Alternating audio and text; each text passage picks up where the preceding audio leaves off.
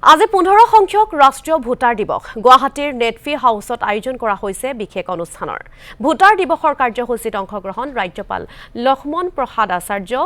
মুখ্য নিৰ্বাচনী বিষয়াকে ধৰি প্ৰশাসনৰ শীৰ্ষ বিষয়াসকল গণতান্ত্ৰিক ব্যৱস্থাত ভোটাৰৰ দায়িত্ব আৰু কৰ্তব্য সন্দৰ্ভত আয়োজিত অনুষ্ঠানত অংশগ্ৰহণ বিভিন্ন বিদ্যালয়ৰ শতাধিক শিক্ষাৰ্থীৰ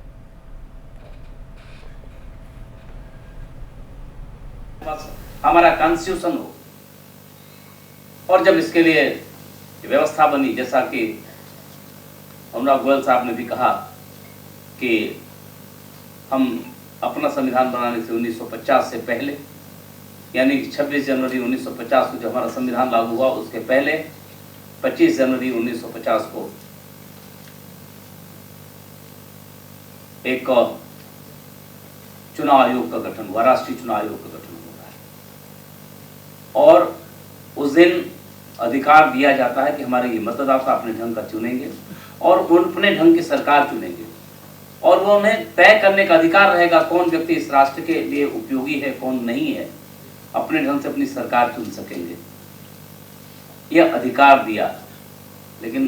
हम शिक्षित न होने के कारण, आज़ादी के मूल्य को न समझ पाने के कारण लंबे समय तक कभी हमारे वोटिंग परसेंट कमज़ोर था, कभी हम 20%, 40%, 45%, 50%, हमें वोट देने का कोई ध्यान ही नहीं आता था। हमें अपने ढंग से अपनी सरकार चुन लेंगे अपने ढंग से, यानी यह कोई ज़रूरी नहीं था, ऐसा हमारे दिमाग में आता था। न कोई नैतिक फोर्स काम करती थी, न कोई कानूनी फोर्स काम करती थी, गए नहीं, यानी मतदान करने का दिन हमने अवकाश के रूप में बदल लिया। आज चलो आज छुट्टी है, आज हम ऑफिस में हैं, बाकी जगह पर हैं, कोई जाना ज़रूरी नहीं है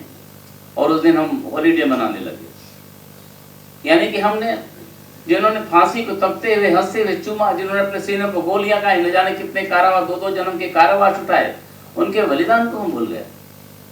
और उस दिन हम छुट्टी मनाने लगे। मैं बधाई देना चाहता हूँ निर्वाचन आयोग को, जिन्होंने अपनी जिम्मेदारी को बाखूबी निभाया और उन्होंने एक यह 15वां ये राष्ट्रीय मतदाता दिवस है, 15 उसके पहले उन्होंने तय किया कि हमें इसको जागरूक करने के लिए, उनके बलिदान को सार्थक करने के लिए हम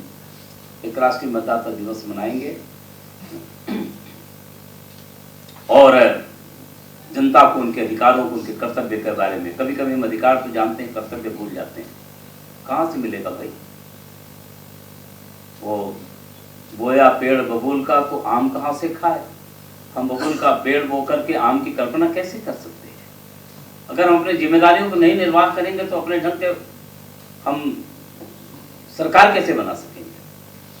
लोकतंत्र ने यह अधिकार दिया है कि हम अपने मन की सरकार, यानी कि जो हम समझ सकें कौन अच्छा है कौन बुरा है, नीर छीर में हम भेद कर सकें और इसके लिए हमें सबसे बड़ा साधन मिला है वो है हमारा लोकतंत्र, हमारा निर्वाचन और वो एक मतदाता के रूप में हम अपने मन की, अपने अच्छे ढंग की सरकार बना सकें। यह अधिकार बताने के लिए प्रतिवर्ष मतदाता दिवस मनाया जाता है आज की तारीख पे। नौजवान मित्रों, बहनों, भाइयों, मैं जरूर कहना चाहूँगा यह देश की अति महत्वपूर्ण जिम्मेदारी है। कभी कभी तो विषय